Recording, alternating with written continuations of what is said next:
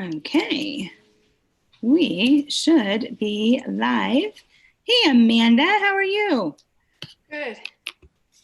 All righty. Okay, so we are going to go through the basics of membership design, like the nuts and bolts stuff as we're going. And as always, you guys can ask questions about any of the pieces that you want. Yeah. And as always, we start with North Pole to New York City, because when you're setting up your membership site, you have to know exactly the role that it is playing so that all the pieces work together. So for most people, it's going to fall into one of two places. So either the membership is going to be the intro product, or I'm gonna draw a line. The membership is going to be the New York City. So it's really important to know where it fits. Our opt-in is obviously our lead magnet, and then our North Pole is whatever lead magnets you're using. So those can vary. Your lead magnet should stay one front door until your business is hitting whatever your metric is before you start sending people to different lead magnets. So once you decide, is my membership my intro portion, meaning that once they're in my membership, I'm then providing other things for them to purchase as part of New York City, or you have one other thing that they can purchase here that's an intro product, and that leads into your membership. So what people will often have is they'll have a course here. So you might have course A. Now, if you have course A, and more than likely you're going to have course B and course C, what you need to do is just make sure that when you're drawing out your North Pole to New York City, eraser please, there we go. When you're drawing them out, that you put them on different lines so that you know they are not sharing the same runway. Because if you have multiple intro products here, that's totally fine. Again, I do not recommend you adding a new runway until you're meeting your metric. Bare minimum, 2,000 every month, 3 months in a row. Bare minimum. But, and you want to make sure you keep it on separate lines, because how you talk about course A leading into this is different than how you're talking about course B. So your messaging is different because they're different courses. So when you're mapping out, okay, yes, I want a membership, I want to do recurring, just know exactly where it's fitting so that you can make the decisions as you go along. So that is the very basic where you always want to start, is how does it fit in my North Pole to New York City? And then this is often either a course, a more expensive, oh goodness. This is usually a more expensive course or a mastermind, typically, is what will follow if someone has a membership as their intro product. Or they may not have anything at all. They may just be like, I want to run my membership, and they don't put anything after it, which is absolutely okay also. Once you have that, your next big decision, which we talked about a little bit yesterday, is, are we going to run a product-based membership, meaning we're putting all the content, we're stacking it up all inside one product, or are we going to run offer-based, meaning our content is going to go into separate products, and then we're going to enclose it with an offer. Okay. Now, when you're initially designing your membership, it's not completely like you need to draw a hard line in the sand. Am I doing product based or am I doing offer based? Because more than likely, you're only going to have one product as you get started. So when you only have one product as you're getting started, it's not a big deal. But definitely think about how much content are you envisioning 1, 2, 3 years? How much interaction? Do you want flexibility to sell things separately? Because the better you plan at the beginning, the less changes ideally need to be made later on. Any questions on any of those beginning pieces? Is there no way to, so with the North Pole in New York City, are you stuck with one New York City, or are you allowed to have a couple of New York cities? Like maybe a membership be in New York City, a mastermind be in New York City, or you just find it's better to just stick with one? You have to stick with one until you're converting the sales. Okay. Once the sales are converting, absolutely, you completely start expanding and you can have multiple runways. So think about, if we say, okay, North Pole to New York City, this is the equivalent of our runway. And the reason it's got to be straight is computers and email sequences and every kind of sales funnel runs in very predictable patterns. So if we're wishy-washy, it ends up doing stuff like this. You're leaving money all over the table and you don't even know it. Okay. But think of a small county airport. They're only going to have one runway. Think about O'Hare Airport. Multiple runways. O'Hare being a mature business. They know what the heck they're doing. They have people, that are trained, that are monitoring the different things. They are, planes are coming in and out and all kinds of stuff. That is a mature business, absolutely. But most creatives, most small business owners, as they are starting, we think we have to do it all. And very few people will be vocal and adamant. Don't spread yourself too thin, because even if you have a team, unless you came from another business where you're very good at managing, you're very good at delegating, you know what the heck it is you're doing, when you go online, the rules change. Yeah. So taking a successful, let's say, bricks and mortar business with 10 employees that had all kinds of stuff and thinking you can transpose that on a one-to-one comparison for an online business? I don't know. No. You will in time, but you can't do it all at once. So, and I think, Jenna, were you making a comment to that effect? I said, take it from someone who tried to do this for multiple years. It's good if you follow the North Pole in New York City, and especially just to help you with Kajabi in general, using all of the resources to the best of your possible ability. Because, if you made multiple different, like Tamsin was saying, you've made multiple different New York cities. Now that means you need multiple different email sequences. You need multiple different marketing funnels. You need and so being a one-person show, start with what is the most important need that you want to reach your customers and work through that first and see that converting. And I know Tamsin goes by this, but this has been my rule since I started focusing on it, is 3 months. It has to be showing me numbers for 3 months. And after the 3-month mark is when I'll sit and kind of tweak it and play with it a little bit.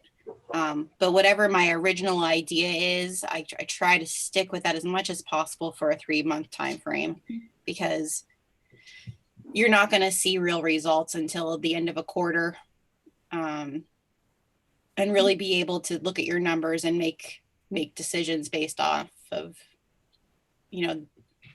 1 month is never enough. 2 months is 2 months is where you might see like, ooh, this is working awesome, or this isn't working at all. And then all of a sudden, month 3, it turns around, So Yeah. try to stick with whatever you decide to do for at least a quarter before you tweak it. Yeah, bare minimum. Because building out the pieces, like Jenna said, this, when you want to leverage Kajabi, when you truly want to use it to build a business, it can do it. But if you keep changing your mind all the time, it can't do it. It's like stop, start. Oh, over here, oh, over there. It can't begin to work for you. And it has to have, what am I bringing people into? So as my intro price point, like I said, for the majority of people, it's a lower price point, it's a lower commitment, it's a finite period of time. Most often membership fits right in there because typically they are, more than likely you'll see most things under 100. Some areas you might see them in the $200 to $500 range, more for professional organizations. But then knowing, okay, I want to sell this, and I want to sell this, and I want to sell this, and I want to sell this.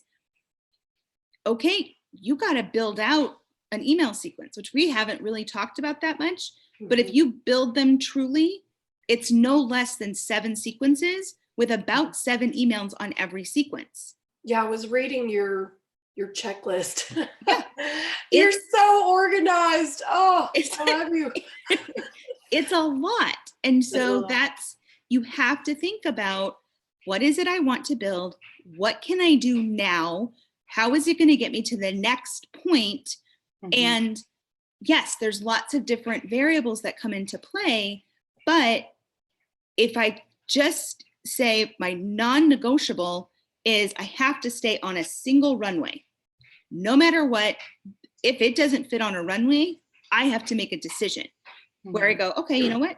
I have 3 things I want to make. Great. Make them, but hit your metrics before you start moving to the next thing. Yeah. Because otherwise you're not making any money. Like you just keep building. And it's just like, oh, I'm going to make something new and make something new and make something new and make something new. And I think like the thing that I've had to like convert in my head, because for creative people, like the make something new is enticing, like the make something new is like when you feel like something isn't working, it's like that nice shiny thing. What I've had to kind of convert in my head is my new is the evolution of what I've already put into place. So like, that's why I said like the 3-month mark, the way that I look at it now is like, okay, my blog post, I'm going to look at my numbers for my blog for the past 3 months. And what did I put in place for the past 3 months? And now the new for me is getting excited about how can I make that better? How can I evolve it into something? What else can I do to make that part of my North Pole in New York City better? Instead of thinking like, oh, I need to change my branding, or I need to,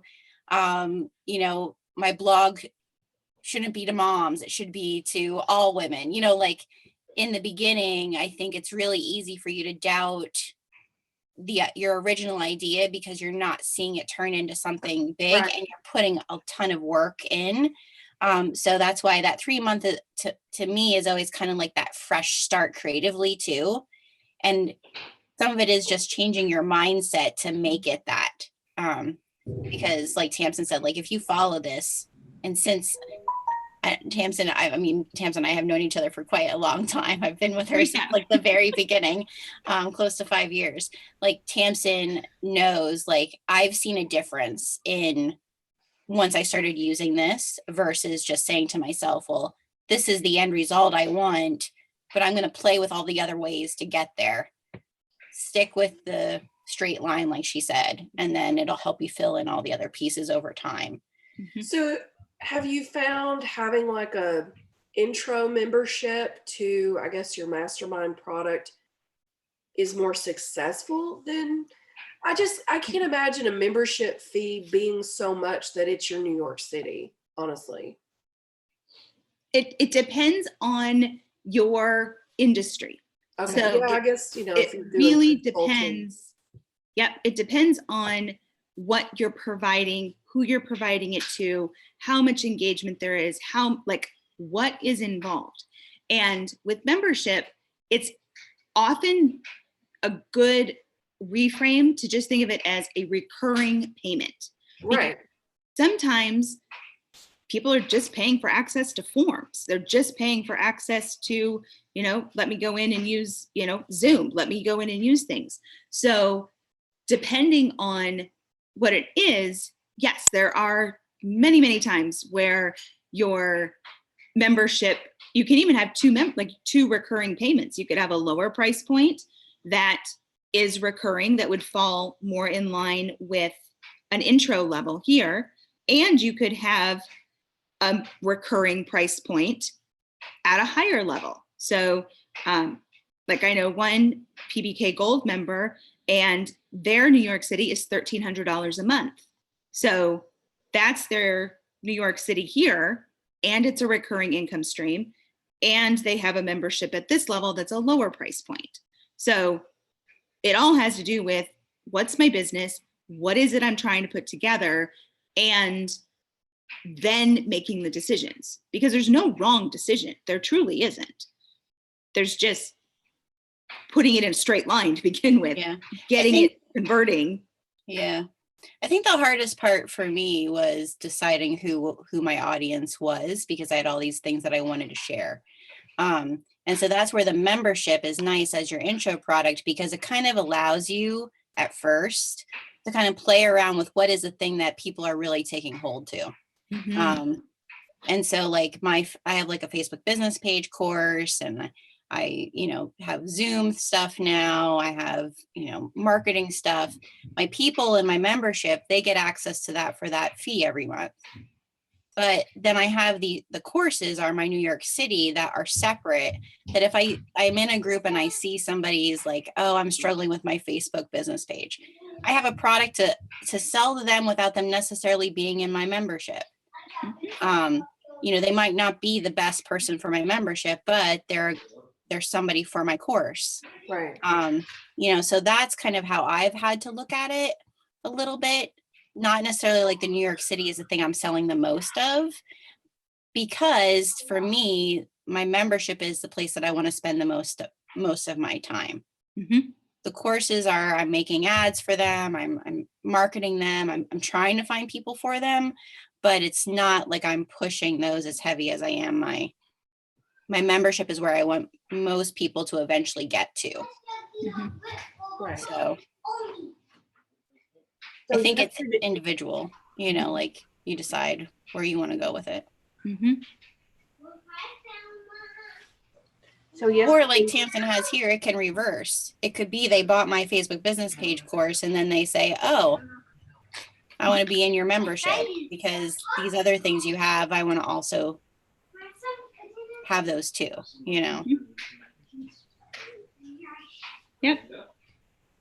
And that's where the offer-based membership comes in very handy, because the only way you can sell a product separate from your membership is if it's an individual product.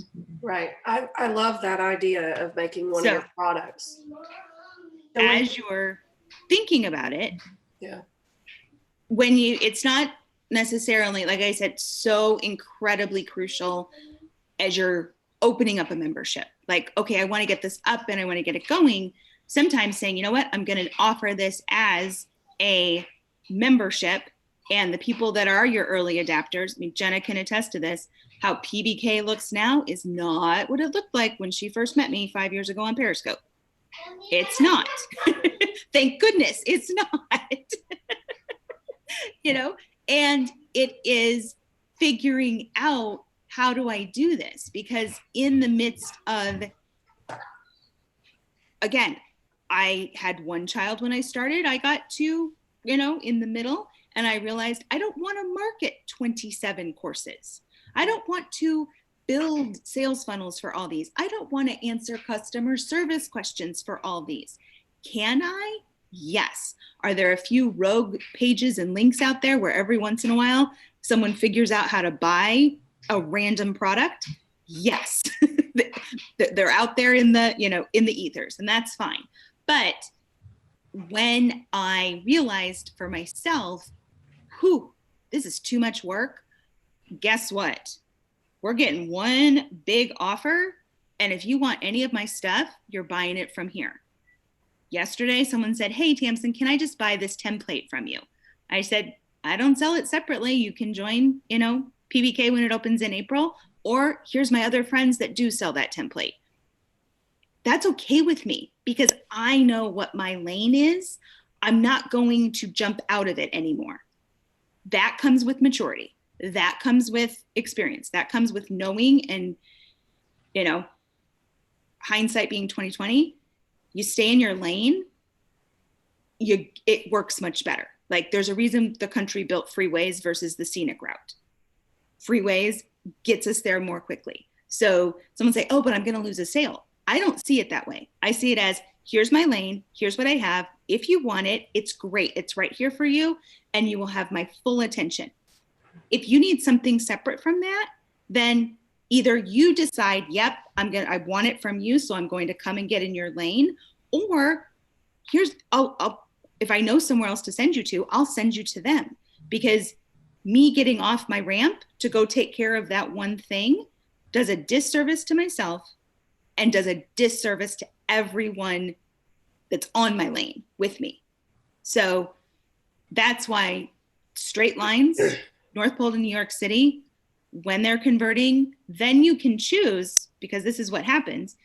Let's say you chose to do this top one. So membership is my intro leading to whatever, a product or a mastermind or a live event or something like that. When it starts meeting the metrics, so, yep, I'm hitting my metric, I make the decision. Do I want to keep pouring into this lane, or do I want to start a new lane? Okay. That's where you make those decisions. And you say, you know what? I thought I wanted to start a new lane, but guess what? I want to pour into this sucker. I want to grow this bigger. So again, that's why you're checking in and you're setting your metrics, which will absolutely go through as part of PBK orientation, is what are your metrics that you're going to set to know, okay, when I hit them, we move to something else. Or when I'm not hitting them, how do I identify the piece? Because it's just not working. Holy crap, that's vague. Like, what's not working? There's no way to diagnose and take care of anything. But that's why you have to stay in a lane. So you have there an offer in purple, and it'll say that the membership has access to that offer. It's a membership offer. Mm-hmm. But that, I guess that just gives you more power or more control, not power. That sounds very manipulative, but it just gives you more control of what they have access to by doing it this way versus making, I don't know, because membership is so different for everybody. Like, some people are like, oh, if you're a member, then you have access to all of it. And then some memberships could be, you've got a corporate setting. Okay, this is my corporate members get access to this. Kind of like what you were saying with the physical therapists, or, like with workout folks. So I guess by offering the membership being in an offer, it just gives you more flexibility to make changes throughout the quarter or the year.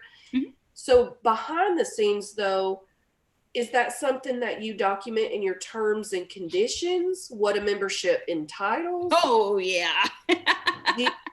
Can you do that sometime in the next? Yeah. No, you want legal. Oh, Jenna's back on. You absolutely want legal terms and conditions for every purchase that's going through your Kajabi site. You want to be very explicit what is going on there. And I will show you just a second. Tamsin is the absolute best. Just putting it out there. Like, granted, I've been with her forever, and so I think I probably am a little biased. However, I've seen the Kajabi main page, as that has grown and people stuck in situations and not knowing in advance, or just even not even having a resource for that. And like, I will tell you, there are so many times, like I've never had bad experiences, but just seeing other people's experiences, knowing that I had somebody to just kind of say like, Tamsin, how should this look? And you now have all that stuff in the in PBK, Yep. where you can just go like, she walks you through all of it. So like, that you really, for Tamsin is golden. Every business decision has a legal impact. Right. Every single thing. So, I mean, my stomach churns. I can almost break out in hives. I see, like there was a post recently like, oh, you should all have affiliate programs and you're leaving money on the table. Okay, there's about 100 legal issues that opening up an affiliate program, nobody even knows to ask about. Like they're so focused on creating, and it's like, no. You can't use like the Kajabi privacy policy. You can't use the Kajabi terms. Like those are, they're not legally zipping you up.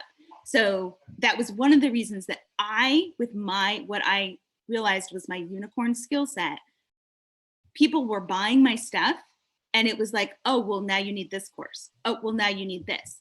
Oh, now you need this. And I was like, this is ridiculous. I feel terrible saying to everyone, oh, nope, you need to know about trademark. Nope, you need to know about Kajabi email sequences. You need to know how to run a membership. All of these pieces were separate purchases. No way, done. Membership, like Jenna was saying, when they're asking questions, it's like, hey, I want to start a Facebook group. No problem. Let's make sure you get your Facebook group terms done so that when they're opting into the group, they're agreeing to your Facebook business, your group terms, all this stuff nobody thinks about. So inside PBK, here's the sample template for the membership contract. There's videos on how to, go through and do it, but it goes through everything. It goes through confidentiality. What are the live calls? If people are contributing content, is there one-on-one support? Is there email support? Is there a Facebook group? Can people resell? Can you have affiliate links? What's your payment? Like all this stuff. Yes, when you're running your membership, when you're selling a course, you absolutely go through all of this. Ends up on your Kajabi checkout page. You're on mute, Jenna. Am I on mute? I'm on mute. There you go. Every time I see that, like when you scroll through all that stuff and I think of all the things that I like had no clue beforehand, I just want to preach, I love you, I love you, I love you. Like I want to sing it from the, like, seriously, PBK is worth just for that, Tamsin. Like just like everything aside, I see that and I'm like, oh my gosh, thank God I found you that day on Peterscope. Oh, I'm so glad. It's worth it. Weird. Right now I know it's exactly where I was always meant to land. My ability to organize, my ability to teach, my ability to be creative, my ability to geek out over legal, my ability to completely understand Kajabi. Like to me, they built my brain. It's completely intuitive to me. There's a few times you're like, why isn't this button going this way? But that's the part that when you're running a business, it does. Every business decision has a legal impact. And every time we make a decision, are we going to, what's our refund policy? Well, that better be in your terms and conditions. You better be willing to enforce it. If you're not willing to enforce it, then you need to go, pull that offer page down and get very clear on what you're willing to enforce. Because otherwise, why have it? Like you're just creating a customer service nightmare. People saying, oh, affiliates should be 50%. Heck freaking no. 10 years ago, sure. Certain people that their entire business model is a high ticket program, $2,000 or more, and they're paying affiliates half, fine. But most people have no idea what their taxes are. They're making about 15 to 20% on their own sales because they're saying, oh, I have affiliates, I have to give them half my money. Okay, by the time you pay taxes, and yes, you can write off what you pay to your affiliates, you're left with a fraction of what you think you're left with. And so they're constantly in this struggle because they're not thinking through all the pieces. So that's the part when you're setting up your membership, you go, okay, what am I offering? And I would also say, as you're starting out, not to go crazy with multiple tiers starting out, because every tier is going to require some level of interaction. So it's going to create issues. Now, it's not a blanket statement, but for most situations, one tier is your starting, just like when Kajabi started, we were all founders. There were no low, medium, high. It was founders for, I think, the first maybe 3 months, maybe 4 months, somewhere in there. It changed shortly after a few months that they had opened it. But when I'm in here and I go, okay, my tier 1, let's just say these are my founders. And then 2, 3. As you get used to the rhythm of running the membership, getting it set the way that you want it to do, then you can say, yes, I want to expand this differently. I want to have a different level, because a different tiered membership shows up exactly like this. So if this is my membership here, let's take away this dark line. So let's just take that out. This is, let's say here, okay? This is my tier 1. This is my tier 2. This is my tier 3. I cannot have 3 different offers on the same runway at the same time, not knowing what the heck it is I'm doing. So be very, very clear as you're starting. And really 9 times out of 10, yes, the people that come and join you early are going to get the best deal. Always treat your early people the best out of everyone that comes along, because then you'll never get in trouble. Like you won't mess it up whatsoever. Does that make sense in terms of you? The beauty is, yes, offers allow me to do different tiers, but I have to service every one of these tiers. There's different offers, and I'm going to show you as we're designing it, you're going to have different automations. You're going to have different things that you've got to hook up, that it is exponential. So exactly what we're seeing with COVID right now, it is an exponential math. Every time you add anything, it's an exponential amount of work, and it's an exponential amount of decisions. You make them as you mature, as the business matures. Does that make sense? Mm-hmm. Okay. Did I miss anything in the chat? Pop it right there.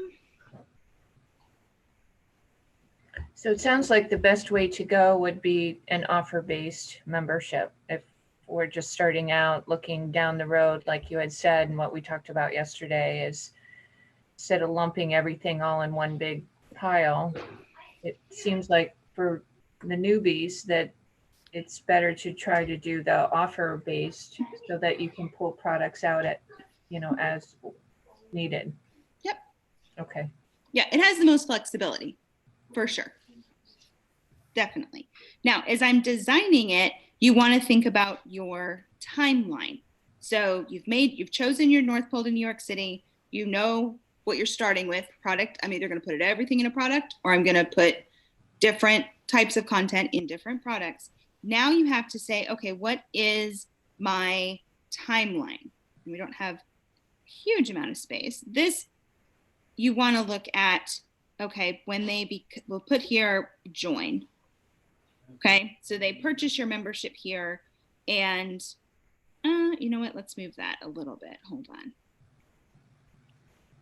let's put it closer to, let's put it more down here, because they're joining here. What is happening before? And really the thing that most people think about is, oh, I'm going to launch. Okay, well, what is the experience? And I will recommend, my favorite book on this is currently, it's called Never Lose a Customer. I think it's again by Joey Coleman. It is a fantastic book because it walks you through what he has outlined as 8 phases from someone who's thinking about working with you all the way through to basically being your raving fans. And so as you're designing your membership in Kajabi, you know, once they join, now they have access. So they have access to content, which is in the products. They have access to the community, so the people. And all of that together is what you want to think through. So you want to say, thank you, Jenny. You want to say, okay, when they are joining, what is happening? You know, I always do the who, what, when, where, why, how. I kind of lay those questions out. They don't all apply at the same time, but okay, when you're joining, obviously you're going to get the email sequence as a buyer. So if it's my intro product, it's going to be the onboarding email sequence. So this is where the, you know, nitty gritty stuff will come in, which we'll jump over to Kajabi in a second. They're going to get that email sequence. Well, that sequence, let's say it's 10 emails long over, I don't know, say the first 40 days. Well, that itself is its own timeline where you're thinking through, okay, in the first 40 days or the first 100 days of their experience, what is happening? When is it happening? How is it happening? All of that, do you see how it becomes exponential? It becomes massive. And you go, oh, I'm going to change a piece. Like, I mean, Jenny right now is just trying to write email sequences. And she'll tell you, thinking through, okay, I send this message here, and then this message, and then they get this, and then they get that. And then you get a new idea, and you're like, okay, how do I put this in now? It's not as quick as it is to have the thought. It's not that quick to get it built, to say the least. So this is the stuff that's happening inside Kajabi. You're also, automations are coming into play because you're going to want to set up basic things, you know, when someone payment gets missed, when someone cancels, when are they going into a Facebook group? Who's putting them into the group? Are they going somewhere else? So all of those pieces, you're thinking them through based on what is it I want to provide? What is the experience that I want to come up with? So if we jump over, questions on any of that stuff, like making out your timeline. Okay.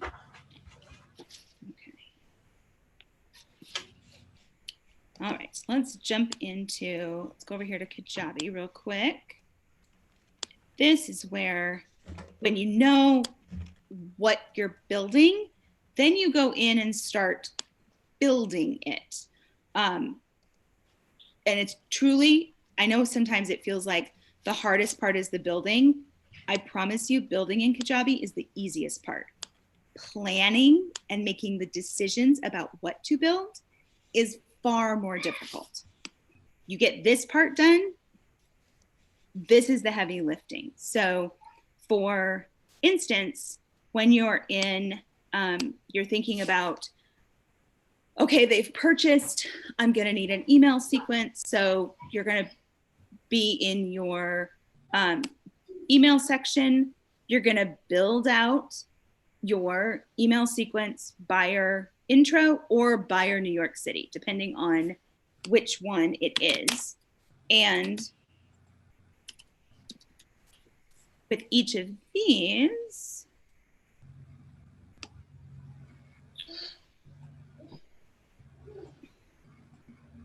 and these will all look a little funky because we are in my test site, so that I don't screw up my own site. Because I have done that far too many times. So when you're in here and you're setting up your sequences, this is where you're going to add in all your emails. So what is your onboarding time frame? Really, it's 100 days. It's your first 100 days. What is happening? You have to think that through. And the layer that will come into it once you have your timeline nailed down is you have to decide, is my membership open all the time, or is my membership opening and closing? There is no right or wrong. It matters what is right for you. Because if I choose someone else's right, it could very easily be my wrong. So you have to think about, when I'm looking at that timeline, what is going down? How many times is it going down? Do I need people to be all together, or can it really be just an ongoing door is open all the time? I've done it both ways. And for me, it's more of a lifestyle driven and a service driven decision. So that is, see you, Jenna. I'll have the replay up too. So in here, you're putting everything in. Well, on each of these emails, you also have the ability to add in automations. So depending on, and again, we're not far beyond the scope of in-depth design this is, but here I can say, okay, when they click on a link, so let's say the link said, hey, click here to join the Facebook group. I would choose the link in the email. There's not going to be one here because it's a test site. And then here I would say, okay, what do I want to do? Do I want to send an email letting me know, hey, this person clicked to join the group, keep an eye out for them? Do I want to add a tag? Did I say, hey, click if you're interested in this thing? Whatever it might be. So there's ways that you build in all these automations, because this is the part that Kajabi really does the heavy lifting for you. It only does the heavy lifting if you're very, very clear. And that is when you're thinking through the design. So in PBK, like one of our products is PBK membership design. I approach it from the angle of, if I was designing my own physical coffee shop, what would it look like? What would it feel like? What would I serve?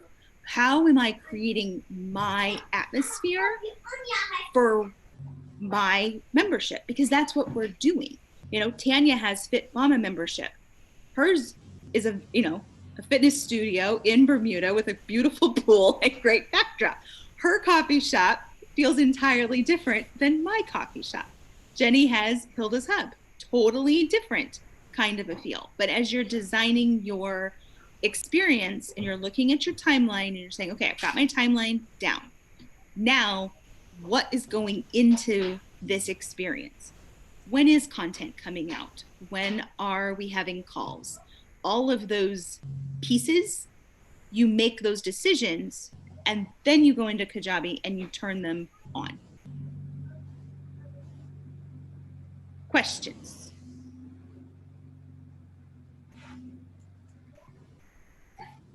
I don't have a question on that, and I don't want to, excuse me, I don't want to interrupt the line that you're going through, but at some point, I was wondering if you could come back where you were just on the email sequences, and when you add an automation, and then you can put other tags, that box of tags that comes up. Mm-hmm.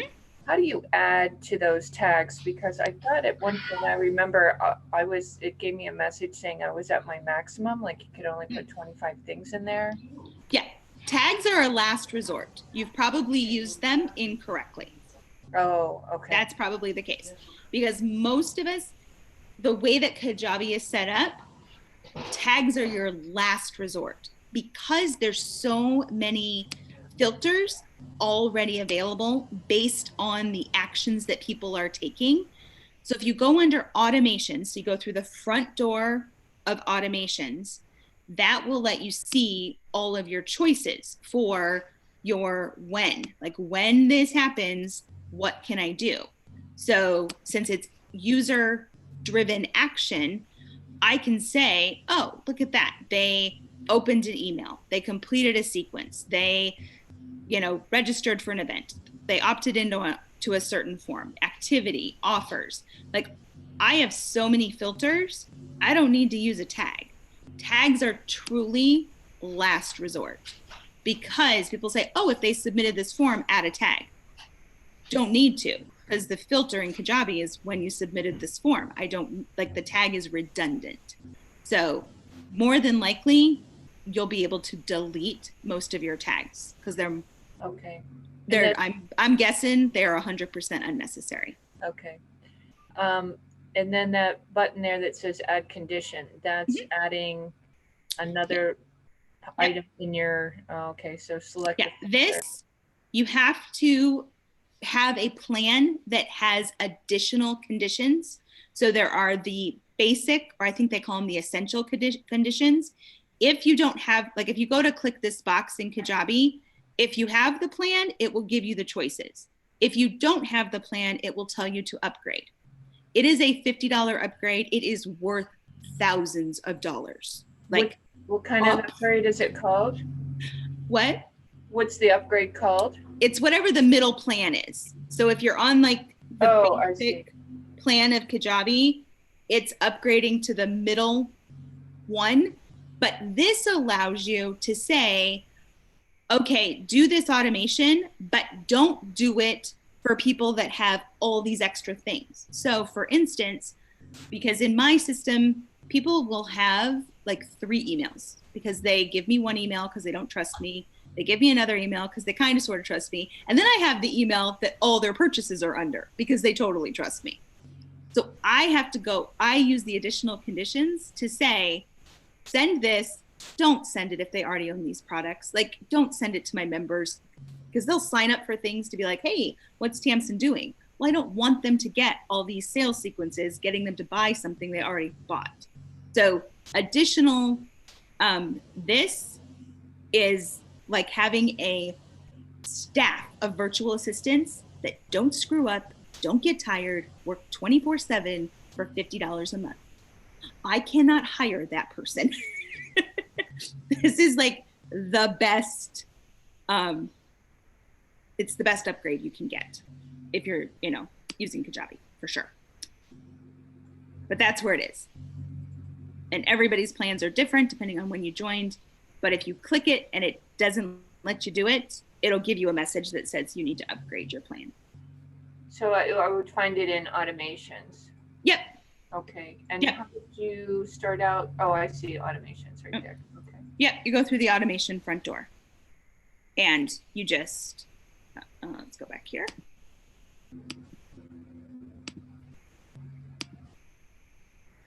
Yeah. When you go automations, just like any part of Kajabi, there's multiple ways to get to sections. If I'm in, for instance, if I'm in events, I can get to use automations from events, but the choices that I have available to me are driven, the event part is going to gray out my choices. So automations are available on your forms, they're available on your offers, they're available on events, they're available in email sequences. But if I go down here and I say click automation, my top choice is grayed out. So you'll see I can't choose the when portion. If I want to see, hey, what can I really do with automations? I want to go through the automation front door. None of my choices will be grayed out. So here, if I know, yep, my automation is absolutely when the event is registered, then what do I want to have happen? I can come in this door. But sometimes it's confusing when people are trying to change this. And they're like, I can't change it. Nope, because you went in through the events door. So Kajabi made the decision for you. So you're saying when you go into a new automation, you choose something like your when. I'm just grabbing one, email sequence was sent. And then it's saying, oh, I'm going to go on over here. We go in through, and we'll do a whole training on automation. okay. I'll wait for that then. Okay, When I because automations work very, very well when we have, I know you guys will be shocked by this, what I'm about to say. They work so, so well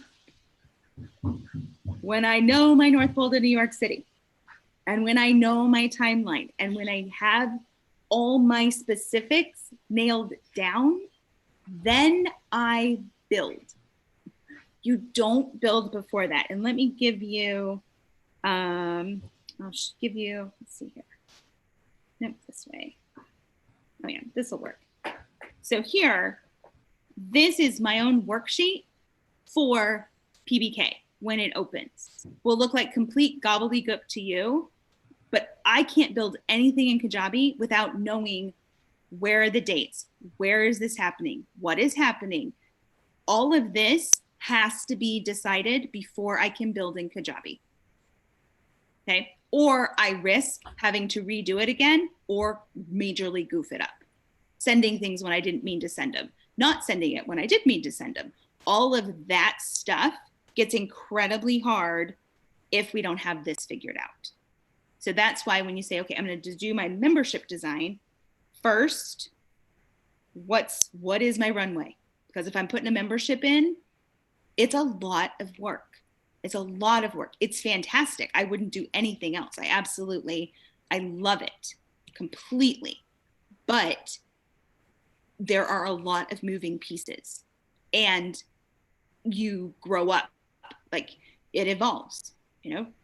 Tanya, Jenny, Jenna, those on here, they can all tell you PBK even looks different this year than it did last year, than it did the year before. Like you're always refining, you're always building into it type of a deal. But then you choose, you know, is it offer or product based? Then it's your timeline. What is your timeline? What is happening in terms of the experience that you want to have happen? And then as you're designing, what does it feel like? What is going to happen in the content? What's going to happen as I go? Then I go into Kajabi,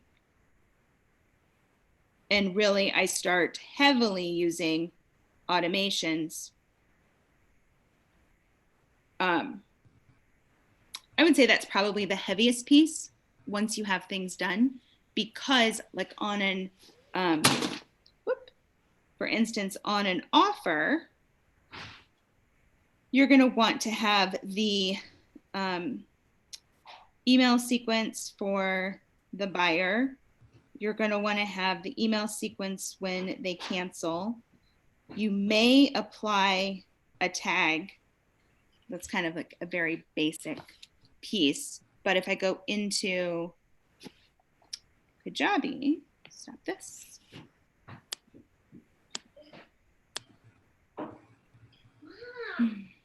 And then on the Trello board, there is a checklist, like all the things you should be at a very basic level thinking through on these. But those are going to be common to everybody. So on my offer one,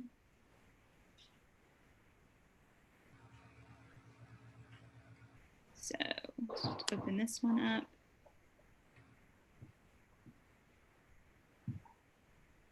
And when you have different tiers, you know, if someone's on tier 1 and they want to upgrade to tier 2, you need an automation that says, hey, when they purchase tier 2, take them off of tier 1, put them onto tier 2. So I mean, it might look like a runway that's flat, but just like if you were a pilot inside the cockpit, how many buttons that pilot has flying that single plane, that's what we're dealing with. So yes, it's one single runway, because when I'm in the cockpit trying to fly the plane, there's all those little buttons. It just overwhelming. But once we're, you know, a seasoned pilot flies very differently than someone who just learned, you know, took their first, you know, commercial flight. So it's all about we grow up with our businesses, we grow up with Kajabi, as long as we don't try to do too many things. So here, this is the automations available on just the offer page. So you can have, okay, when it's purchased, what is going to happen? That has to do with my timeline and in what to do with how I want my experience to be. When their payment is successful, because again, they're paying every single month. There's ways to use this successful payment to provide information, to say thank you, to, create the experience that you want. If the payment failed, what do you want to say when that happens? When the payment's canceled, what's your cancellation? What's their exit as they're leaving you? What is that experience like? All of that, you can't just go to Kajabi and start building. You have to start with your timeline, with your pieces. But when it's in there, then you can do whatever it is you want to do. Like Kajabi makes it possible to do everything you want it to do. Questions?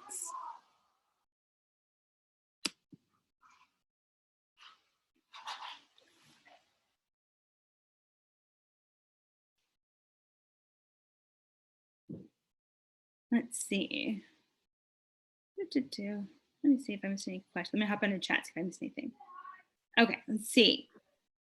Kajabi said that automations used in the forms section will not propagate the company name and address beside the unsubscribed link. They recommended using email sequencing. Do you mean your name and address? Because that's not set in either forms or in email sequences. That's set on your site. Yes, Yep. I know. And I brought that Okay. up the last call.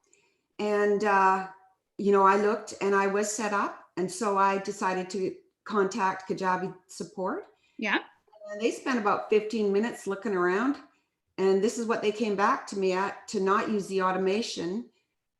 If I use the automation in the form, when I say in the bottom of the form where it says when they subscribe or when they say contact me, send them an email. I have seen those emails and I just saw one come in today as well. It just says unsubscribe. And anyway, Kajabi said, no, use the email sequencing. So now I'm in a kind of a panic because I'm getting people contacting. Oh, I know what you're talking about. Okay, those are different. Those are completely different email functions. So let's go into Kajabi. I'll show you. I know what they're, yes. I'm ready to throw my computer out the window. Oh, no. Let's save your computer. No harming computers today. No harming computers or children. So when we go into your forms. Yeah. So if I'm on, come on, there we go.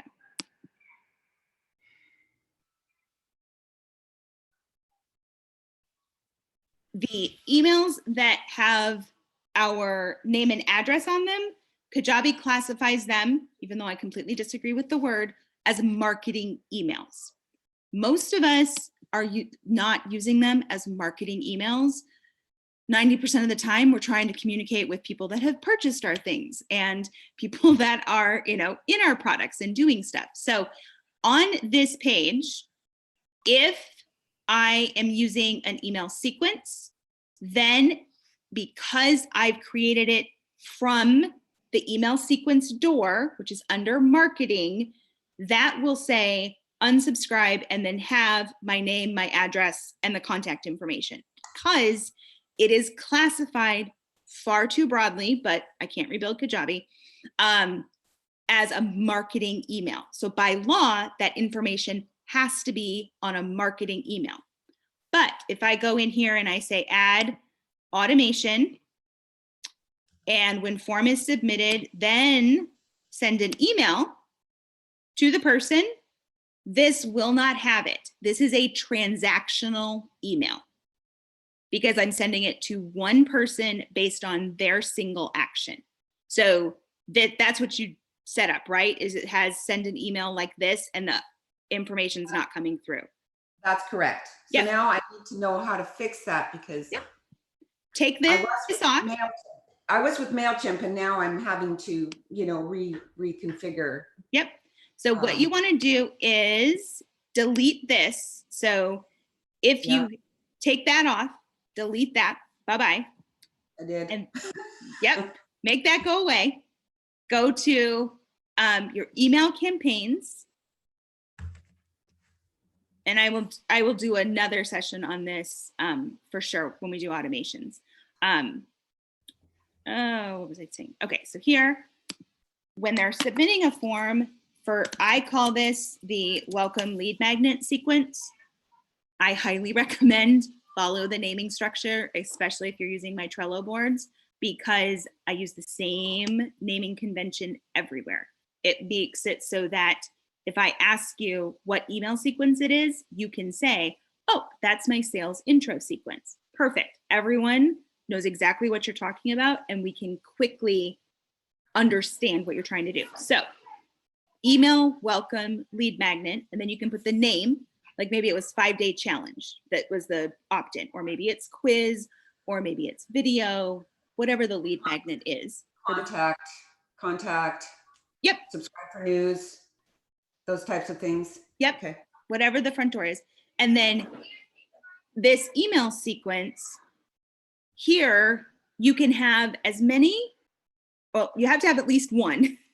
And most of the time, you're not going to have more than 7, because the point of this welcome sequence is to get them to click to the next step of your North Pole to New York City, which would be your intro product, getting them to buy something. So in this, if it's just sending them one email, you would just write this email, whatever it needs to say. When this email is sent, it will have, because this is a marketing email, because it's coming through this email sequence door under the marketing tab, this will have that contact information.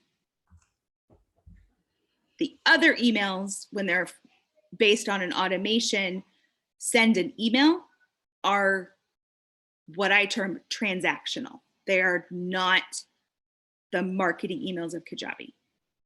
So it is. It caused me a few hours of grief. So yeah.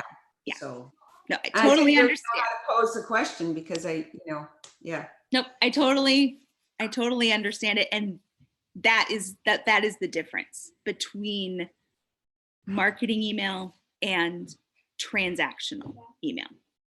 It's quite an important point. It is. And when we talk about, we'll do automations tomorrow. When we do automations, I'll walk you through how to make sure you're setting up the permission level for email. I'm not preview of tomorrow's coming attraction because it'll take us an hour to go through it, but it will start to make sense. And is like, again, if we know where the pieces are, where they go and what function they're serving, then we can make our decision. I need that contact information. Cool. You cannot use the form. You can't use the email that comes from an automation. I can say when the form is submitted, then subscribe to an email sequence. The email sequence has a single email in it. So it's the exact same result, but needing that contact information, we need to go through the email sequence store versus sending an email transactionally from an automation. Okay, now I can go and have a shower. Yay! Yay! Oh dear.